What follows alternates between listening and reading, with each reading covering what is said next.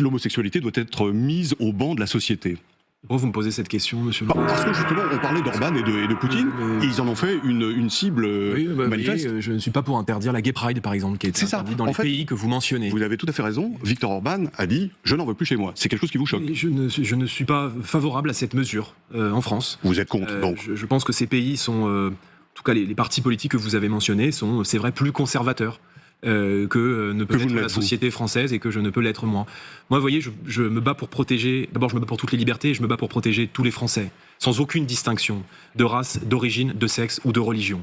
Et ceux qui s'en prennent à des Français, à raison notamment de leur orientation sexuelle, me trouveront toujours sur leur route, parce que, encore une fois, je défends tous les Français.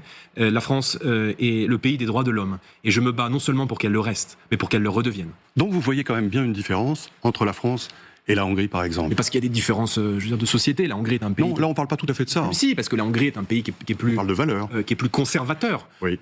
Et moi, ce qui m'inquiète aujourd'hui, c'est de voir des idéologies rétrogrades s'enraciner dans un certain nombre de territoires. Je veux dire, pourquoi est-ce qu'il n'y a plus deux homosexuels aujourd'hui qui peuvent se tenir la main dans certains quartiers de la Seine-Saint-Denis?